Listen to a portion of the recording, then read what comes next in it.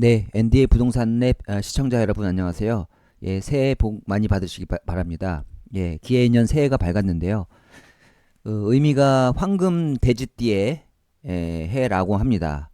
예, 되게 잘 풀이를 하면 예, 돼지가 또 복이 많은데 더군다나 이제 황금 돼지라고 하니 올 한해는 자산을 많이 불리실 수 있는 좋은 한 해가 될 수 있으면 좋겠습니다. 예, 그런 의미에서 오늘은 그 2019년도 KB 부동산 보고서를 한번 리뷰를 하려고 하는데요. 예, 자료가 굉장히 방대합니다. 그래서 시간이 허락하는 한 가능한 많이 소화를 하고 안 되면 몇 편으로 나눠서 예, 방송을 진행을 하도록 하겠습니다. 일단은 2019년도로 이제 전망을 하려면 예, 2018년도 한 해는 어떻게 이제 부동산 시장이 전개가 됐는지를 한번 살펴보면 좋을 것 같은데요. 과거를 뒤돌아보면서 예, 미래를 전망할 수 있는 좋은 기회가 될 것 같습니다. 예, 그래서 오늘은 2019년도 KB 부동산 보고서를 한번 같이 리뷰를 해 보도록 하겠습니다. 예, 공부를 같이 하자는 의미죠. 예. 예, 보시면 목차가 이제 2019년도 부동산 시장 전망 및 주요 이슈 해가지고 이렇게 쭉 나옵니다. 그다음에 뭐 서울 지역도 이제 집중 분석을 하고 부동산 시장 설문조사 한 내용도 있고 다주택자의 주택 보유 행태를 분석하는 것도 있고 뭐 1부, 2부, 3부, 4부 있는데 가능한 한 오늘은 1부를 다 소화를 하고 나머지는 뭐 2부나 3부를 통해서 소개를 시켜 드리도록 하겠습니다. 먼저 파트 1 예, 2019년도 부동산 시장 전망 및 주요 이슈 해가지고 예, 보겠습니다. 2019년도 부동산 시장 전망에 들어가기 전에 이제 2018년도까지의 2017년도 18년도까지의 주택 시장 예, 매매 가격 변동률을 보면 아래 그래프 아래 도표와 같습니다. 보면 여기서 이제 그 큰 타이틀은 예, 양극화를 넘어서 초양극화고요. 변동성 확대로 풀이할 수 있다라고 예, 이 보고서에서는 보고 있습니다. 예, 보시면 이게 이제 이 오렌지색 진한 오렌지색이 2017년도 예, 주택 매매 가격 변동률이고 약간 흐릿한 게 예, 2018년도 1월부터 11월까지의 주택 매매 가격 변동률입니다. 예, 보시면 예, 서울 같은 경우에 예, 수도권 같은 경우에 이제 서울 17년도 대비 18년도가 10.3% 예, 엄청 많이 오른 거죠.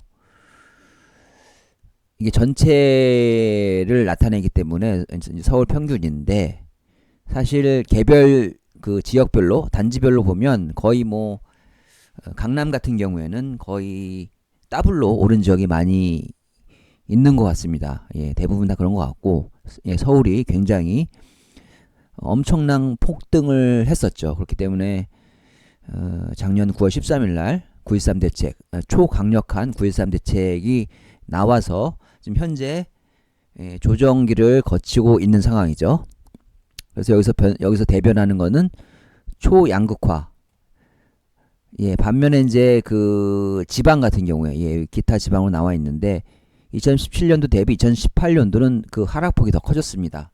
특히 이제 울산 같은 경우에는 전국에서 가장 많이 하락한 지역인데요.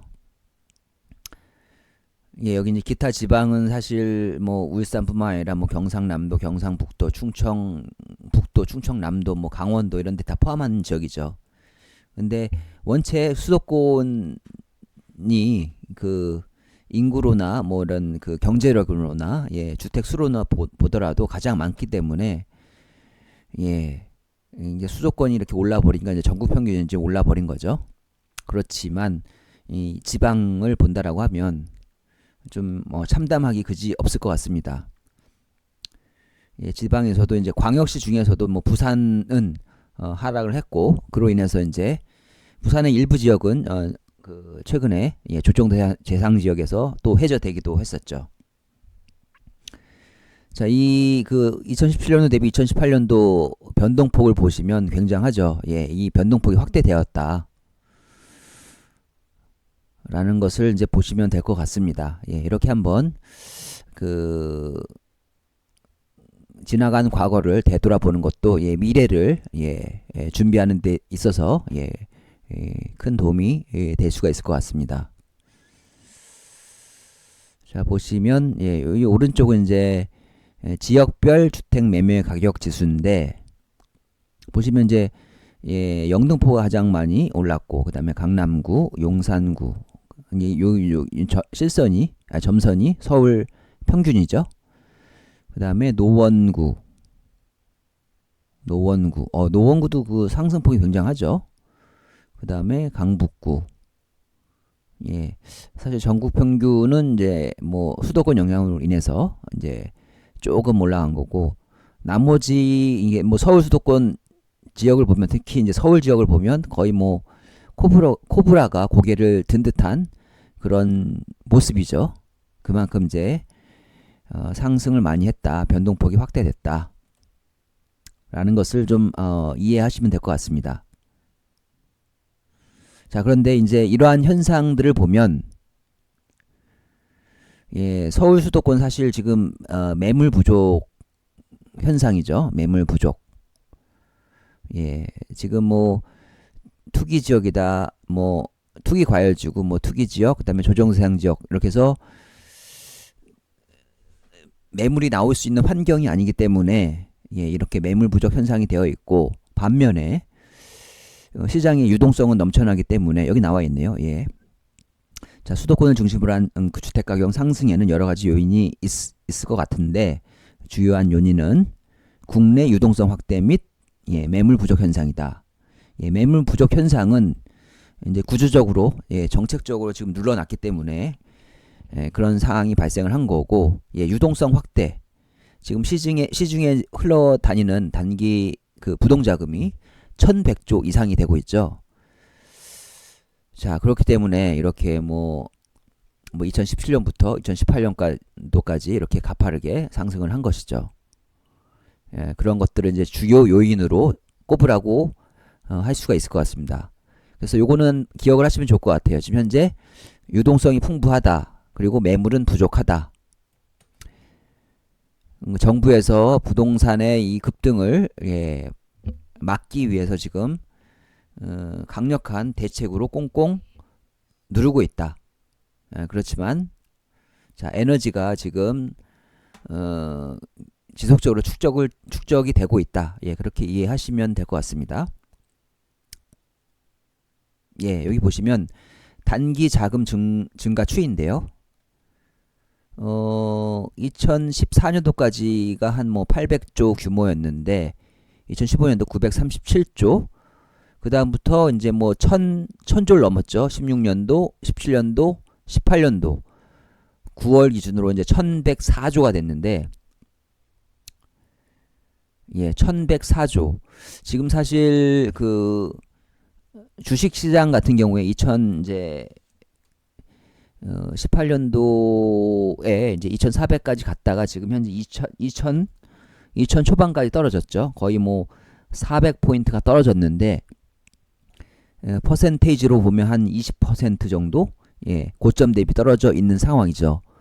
그 다음에 내년도 세계 경기가 뭐 3%, 뭐 3.2%, 그 사이로 이제 성장할 거로 예상이 된다라고 하는데 지금 IMF를 비롯한 유수의 세계 기관에서 전망하기를 당초에 이제 전망했던 것보다 조금 더 안 좋게 지금 전망을 하고 있는 상황입니다.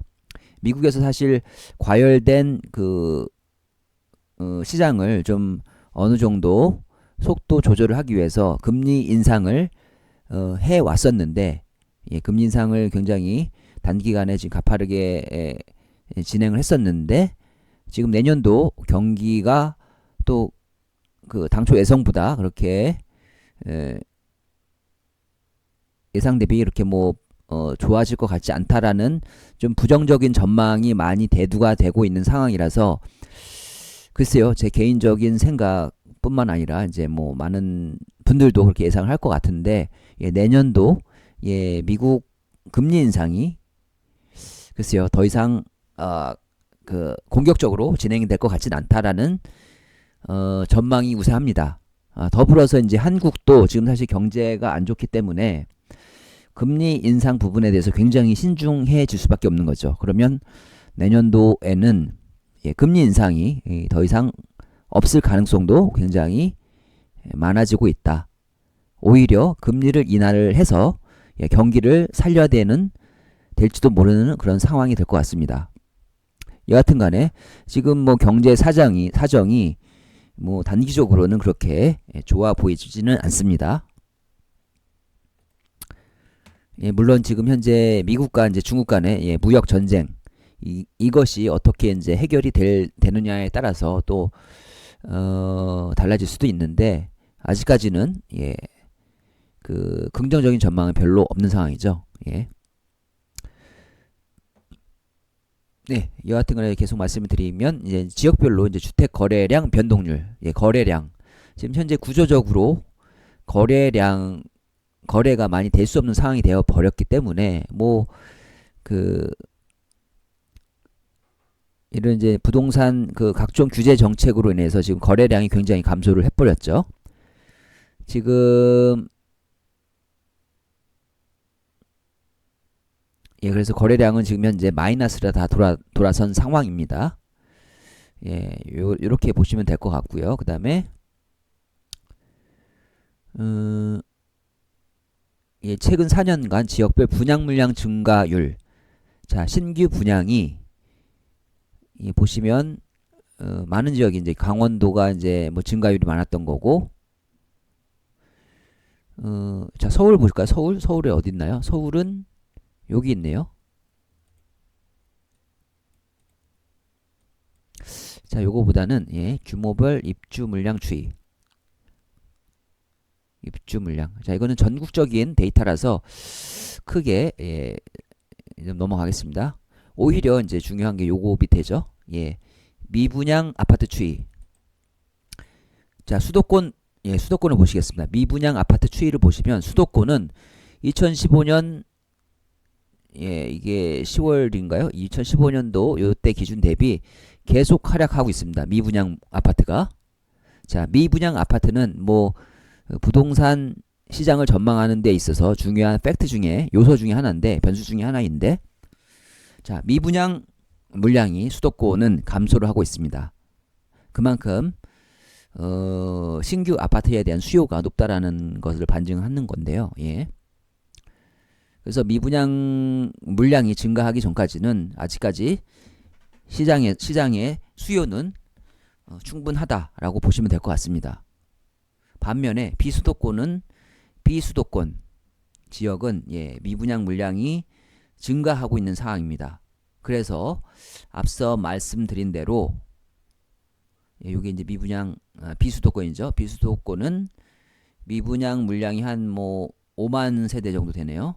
반면에 수도권은 10,000세대 미만입니다. 이 정도면 굉장히 적은 편이고 자, 그래서 이 분양시장도 이게 수도권과 비수도권으로 양극화되어 있다 라고 보시면 되겠습니다. 자, 그리고 예, 페이지가 많아서 가능한 빨리빨리 예, 핵심만 짚어드리고 넘어가도록 하겠습니다.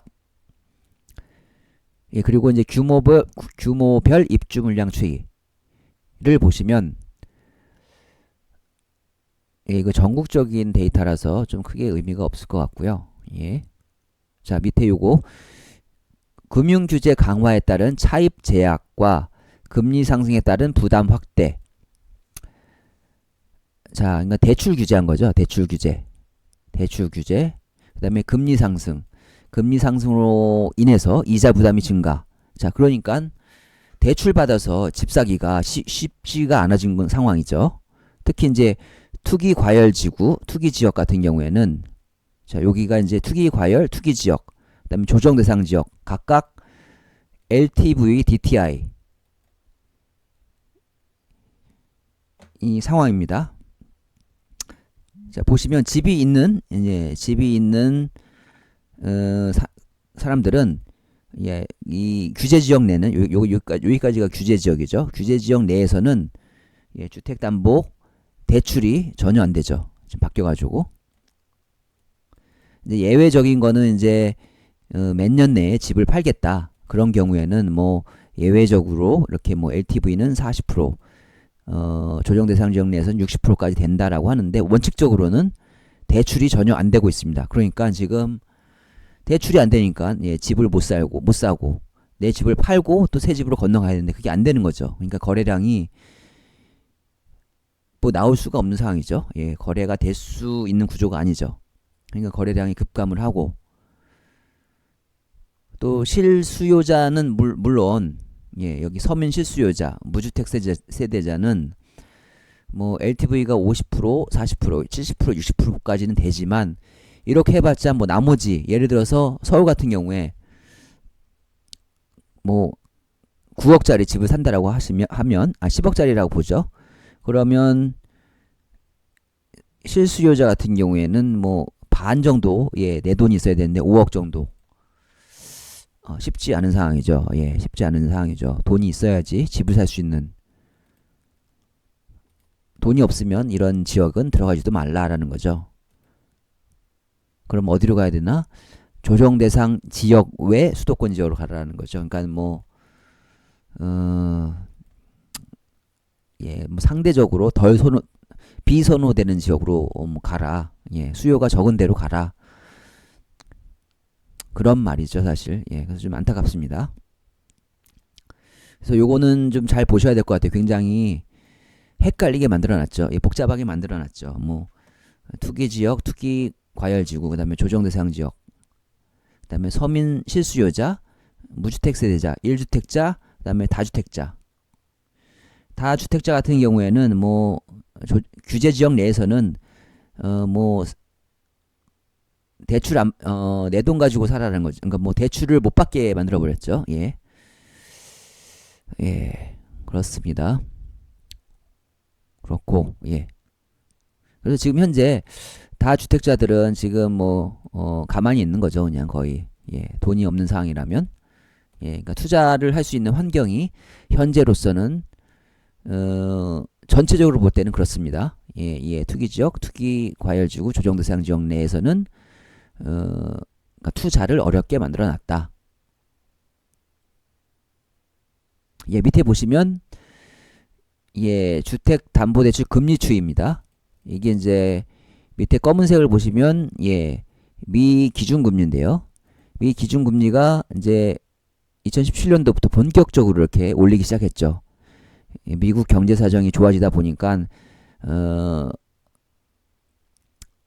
이제 과열로 인한 인플레이션이 오기 전에 이 금리 인상을 통해서 그러한 것들을 이제 잠재우려고 인상을 계단식으로 이렇게 짧은 기간에 했습니다. 근데 앞으로는 이러한 계단식으로 가파르게 금리 인상을 할 가능성이 높다 낮다 보시면 낮다라고 생각이 됩니다. 더불어서 이제 우리나라도 기준금리를 요 밑에 있네요.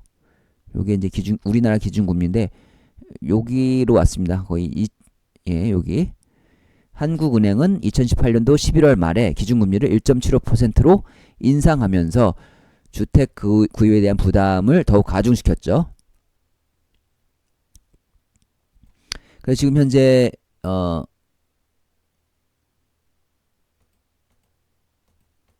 그거에 따른 뭐 이제 주택 매매 가격 추이 이렇게 나와 있는데 보시고요. 그다음에 이제 역대 정권별 그 부동산 대책 및 주택 가격 추이입니다.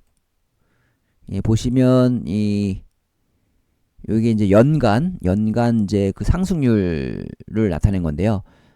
보시면 노태우 정권 때, 노태우 대통령 때 많이 올랐고 김영삼 정부 때 뭐 안정적이었고 김대중 대통령 시절에는 IMF 때문에 급감했다가 이걸 회복시키려고 이렇게 풀어놨다가 이제 중기 이후로 부동산 가격이 급등했죠. 이때 이제 부동산 경기를 살리려고 뭐 외국인에게 토지 개방을 했고 아파트 분양가를 자율화했고 분양권 전매 제한을 폐지해버려서 예, 그게 이제 기폭제가 돼가지고 이렇게 올랐던 거죠. 그래서 노무현 대통령 때 이런 그 예, 부동산 가격을 잡으려고 예, 강력한 예, 당시에는 뭐 그 새로운 예, 그 부동산 대책 선물 세트를 예, 많이 내놨죠. 종합 부동산세를 이때부터 시행을 했었고, 그다음에 LTV, DTI 규제를 했고, 분양가 상한제를 분양가 상한제를 했고, 재건축 규제를 했고, 예, 수도권 이익이 신도시를 개발해버렸죠. 예, 그래서 일단은 좀 안정이 되다가 예, 그 집권 중반 이후로는 다시 예, 상승을 했습니다. 급상승을 했죠. 그러니까 여기에 이제 김대중 노무현 대통령 때를 보시면 중간 이후로 예, 중후반기 때 올랐습니다. 많이. 여기 잘 보십시오. 중후반기 때. 자, 그래서 보시면 요거 이제 정권별로 좀 그 중요한 포인트들이 예, 인사이트가 좀 생깁니다. 보시면 자, 김대중 대통령 때, 노무현 정권 때, 노무현 정부 때, 요때는 이제 민주당 정권이었죠.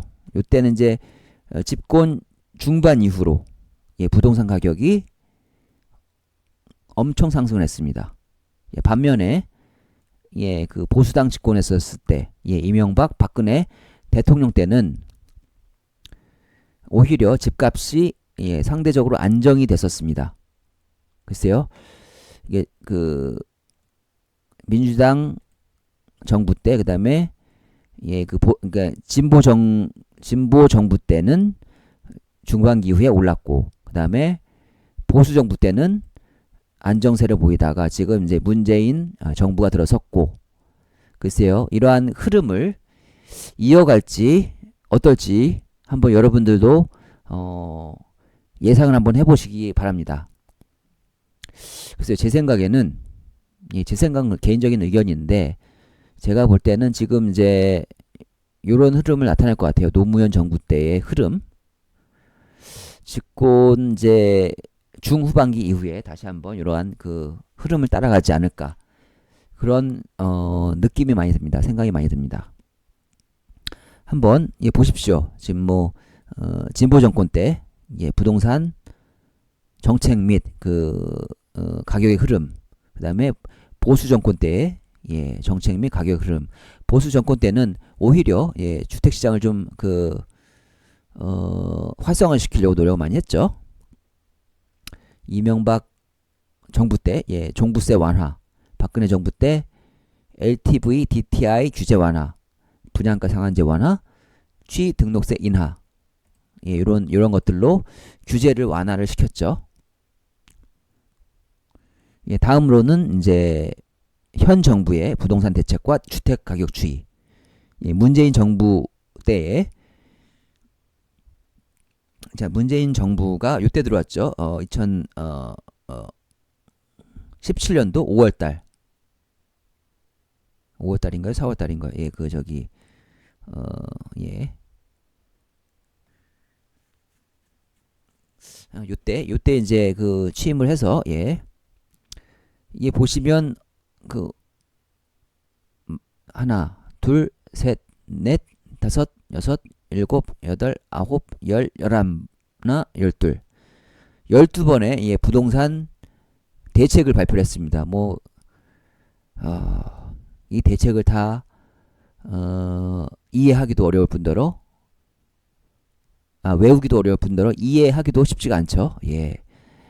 거의 뭐 고시 공부하는 거 수준 이상으로 예, 공부를 하고 기억하기도 쉽지 않을 것 같습니다. 예, 자료도 굉장히 방대하고 예, 또 바뀌는 게 너무 많기 때문에 예, 저도 사실 열심히 공부하려고 노력을 하고 있지만 사실 새로운 게 많이 나오기 때문에 예, 쉽지가 않습니다. 예. 그래서 보시면 뭐 6.19 대책, 8.2 대책, 제가 기억나는 거는 뭐 8.2 대책하고 그 다음에 뭐 9.13 대책, 그 다음에 4월 1일 뭐 다주택자 양도세 중과, 뭐 이런 거. 그다음에 921 수도권 주택 공급. 예, 보시면 예, 이게 서울을 중심으로 한번 보면 되겠네요. 서울 이 그 검은 점선. 사실 이제 그 8.2 대책 전에 부동산 가격이 심상치 않게 올랐죠. 그동안 이제 문재정부 들어와서 이제 부동산 가격이 그 고개를 딱 들고 그래서 6.19 대책을 내놨는데 뭐 글쎄요 그거 좀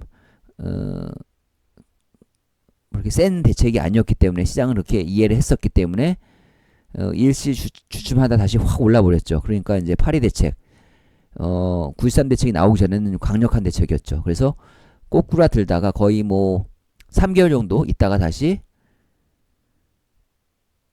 뭐 3개월 정도 있다가 다시 반등을 했습니다. 그럼도 쭉쭉쭉쭉 오르다가 그 다음에 이제 뭐 DTI 1월 31일날 DTI 대책이 있으니까 이제 또 떨어졌다가 그러다가 이제 그 다주택자 양도세 중과가 있기 전까지 이제 많이 올랐죠. 예, 그러다가 이제 가다가 이제 글쎄요, 요때가 이제 서울시장인 이제 박원순 서울시장이 뭐 그 용산 뭐 여의도 개발 계획을 이제 냈었던 시점, 예, 그때 발표했던 시점이랑 비슷하게 요때부터 이제 폭등을 하기 시작했죠. 그래서 예, 뭐 서울 전역이 거의 불바다가 됐던 예, 그런 기억이 있습니다. 그래서 정부 입장에서는 이제 그 뜨거운 서울 지역을 끄기 위해서 9.13 대책, 예, 긴급 주택시장 안정화 대책을 발표를 해서 자, 그로부터 급감을 했죠. 예, 급감을 해서 그리고 이제 921 수도권 주택 공급 대책도 이제 이때 발표를 했고 그 이후에 예, 지금 현재 최근에 이제 그 3기 신도시 계획 및 그다음에 광역 교통망 대책을 발표를 하고 까지 난 상황입니다. 그래서 지금 현재로서는 안정화가 된 것처럼 보이고 있습니다. 예, 여기까지가 이제 2018년도의 모습이고요. 예. 예. 자, 그다음에 요 밑에는 이제 상업용 부동산인데 요거는 예, 뭐 대부분이 상업용 부동산보다는 별 관심이 없으실 것 같아가지고 그건 일단 스킵하고요. 양이 너무 많아서 일단은 스킵하도록 하겠습니다. 일단은 2019년도 주택시장 예상되는 주요 이슈들입니다. 예, 이게 꼭지들만 보시면 될 것 같은데요. 예, 서울주택 PIR 급등과 주거 양극화. 자, PIR은 이제 Price to Income. 이 PIR이 이게 뭐죠? 그러니까 Price to Income인 것 같은데 PIR. 이게 R은 ratio네요. ratio. 그러니까 뭐 이제 우리나라도 이제 선진 시장들 그런 그 지표들을 많이 이용하는 것 같은데 자, price to income ratio 이거 무슨 말이냐면 그러니까 인컴이 이제 소득이지 않습니까? 인컴이 이제 소득이고 price 주택 가격. 그러니까 소득 대비 주택 가격의 비율을 나타내는 건데 자, 예를 들어서 내가 이제 뭐 연봉 1억짜리다. 연봉 1억을 받고 있는데 서울 주택 가격이 이제 10억이다. 평균 주택 가격 예를 들어서 이제 10억이다라고 보면 이때 소득 1억 분의 그다음에 주택 가격 10억 나누면 이제 10이 나오는 거죠. 10. 그러면 PIR은 10이 되는 겁니다. 그러면 1년치 소득을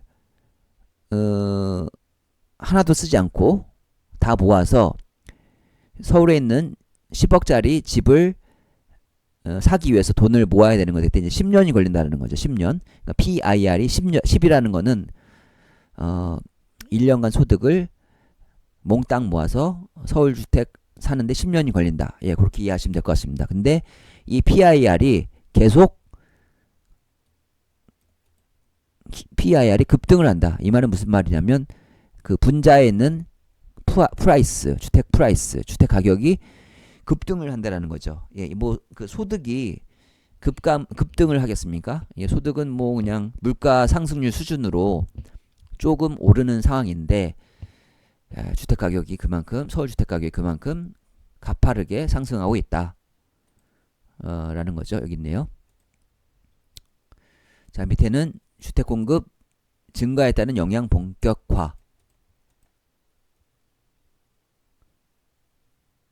자, 주택 공급 증가의 영향은 비수도권에서 나타나기 시작하고 있으며, 글쎄요, 서울 수도권은 서울은 특히 이제 공급 물량이 부족하다고 지금 수도권에 3기 신도시 계획을 하고 난리죠. 예, 이거는 지금 현재 지방 이슈로 보시면 될 것 같고요. 분양시장 호황, 그 새 아파트 선호 현상이 이제 계속된다라는 거죠. 새 아파트 선호 현상.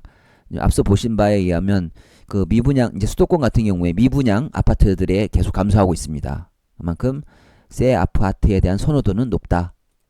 그리고 이제 중소형 평형 위주로 공급을 하고 있다라고 보시면 될 것 같습니다. 그다음에 지방 주택 시장 양극화 지속 가능성이 크다. 예, 지방은 계속 지지부진한 흐름을 갈 가능성이 높다.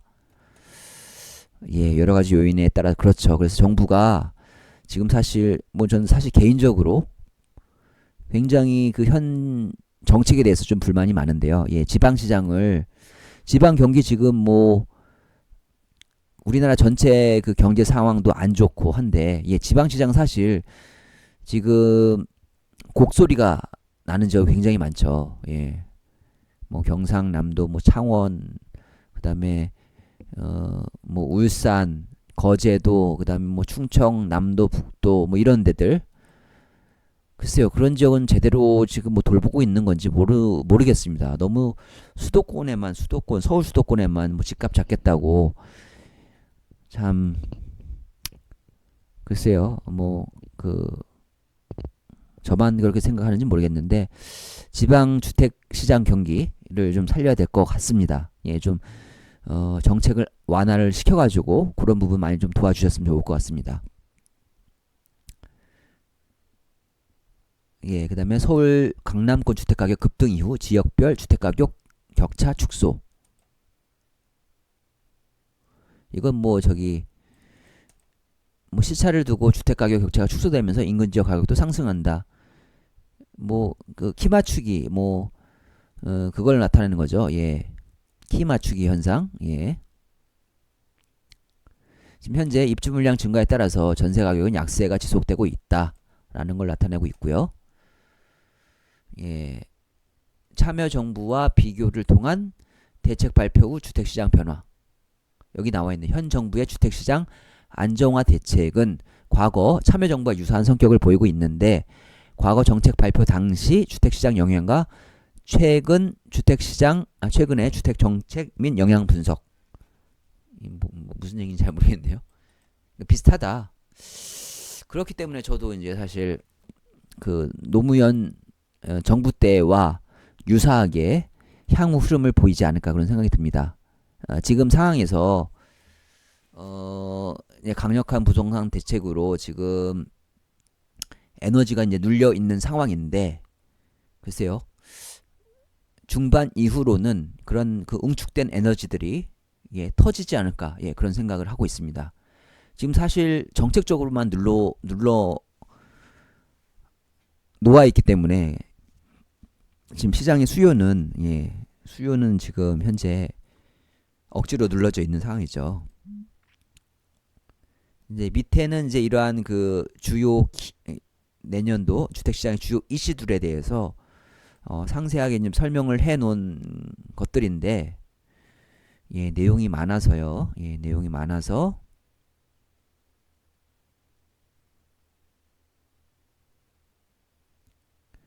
요거는 시간이 되시면 개별적으로 한번 보시면 좋을 것 같습니다. 개별적으로 요거를 다운로드 하셔가지고 자세히 들여다보시면 예, 그 시장의 흐름을 이해하시는데 굉장히 도움이 많이 되실 것 같습니다.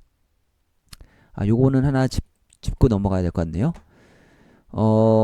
최근에 이제 3기 신도시를 발표를 했는데요. 자, 1기 신도시는 여기 이제 그 녹색으로 나타나 있는데 분당, 그다음에 군포 3본, 그다음에 일산, 그다음에 부천 중동 이렇게 4개가 있고 예, 위치도만 다시 한번 보시면 되고 2기 신도시는 예, 여기 예, 파란색 2기 신도는 많이 지어놨죠. 노무현 대통령 때 뭐 양주, 옥천, 화천, 송파 위례 신도시, 그다음에 여기 이제 그 판교, 그다음에 수원 광교, 화성 동탄 1, 2, 평택 고덕 국제 도시, 그다음에 인천 검단, 김포 한강, 파주 운정. 자, 요것도 이제 참여정부 때 예, 보시면 이것도 엄청 해놓은 거죠. 요 1기 신도시는 이제 그 노태우 정부 때 해놓은 거고 2기 신도시는 이제 노무현 정부 때 한 거고 요 3기 신도시 남양주 6만 6천 세대, 그 다음에 하남 예, 3만 2천 세대, 그 다음에 과천 7천 세대. 이건 거의 뭐 그 중국 규모 택지 지구죠. 그 다음에 인천 계양 1만 7천 세대.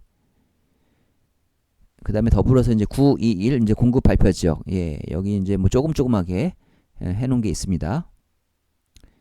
요런 그 신도시 발표 지역 한번 잘 보시면 좋을 것 같습니다.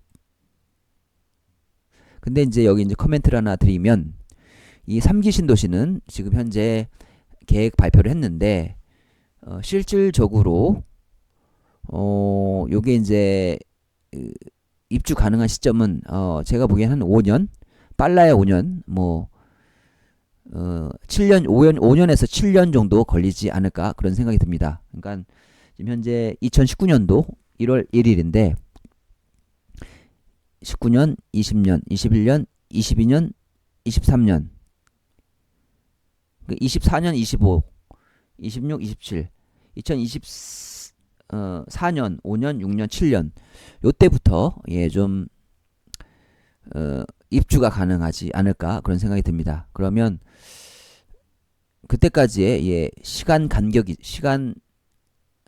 그때까지 한 5년 정도 예, 공급이 비는 시기가 있습니다. 제가 볼 때는 그때 예, 응축된 에너지가 분출되지 않을까 예, 그런 생각이 듭니다.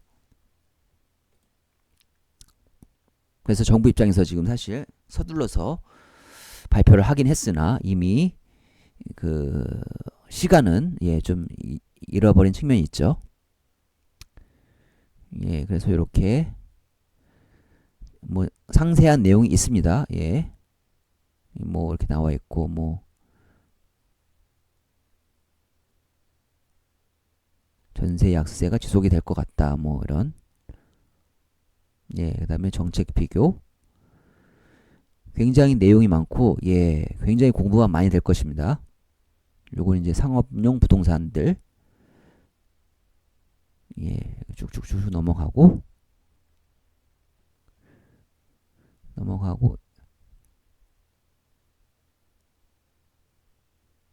예, 요거는 이제 요것도 넘어가겠습니다. 뭐 이렇게 뭐 어떻게 했다.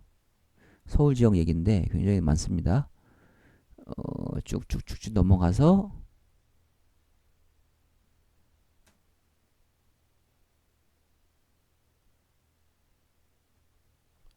잠깐 이게 중요한 것 같은데요. 잠깐만요. 여기가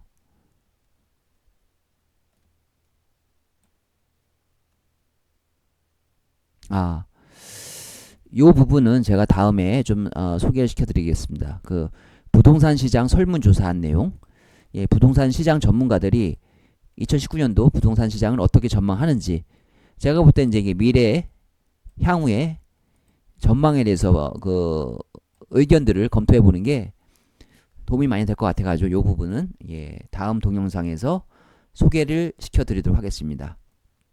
내용을 한번 보면 이거는 넘어가고 예, 서울시장에 대한 내용이기 때문에 요거는 설문조사. 예. 예, 이 부분입니다. 부동산 시장 설문조사 해가지고 전문가들의 예, 의견들, 그 다음에 지역 공인 중개사들의 의견들, 그 다음에 KB 자산 관리 전문가들의 의견들, 예, 그런 부분들에 대해서 같이 한번 리뷰를 해보도록 하겠습니다. 예, 오늘은 자, 예, 우선 여기까지 예, 하면서 마치도록 하겠습니다. 예, 2019년도 기해년이죠. 기해년. 예, 기해년 황금 돼지띠의 해. 예, 다시 한번 여러분 예, 새해 복 많이 받으시고요. 올 한해 여러분들이 원하시는 대로 자산 증식 많이 하셨으면 좋을 것 같습니다. 여러분들이 생각하신 대로 돈을 많이 벌 수 있는 예, 그런 좋은 한 해가 되셨으면 좋을 것 같습니다. 예, 오늘은 동영상 이렇게 마치도록 하겠습니다. 예, 도움이 되시면 예, 좋아요와 구독하기, 그 다음에 알림 설정과 더불어서 예, 긍정의 댓글도 같이 부탁드리도록 하겠습니다. 예, 감사합니다.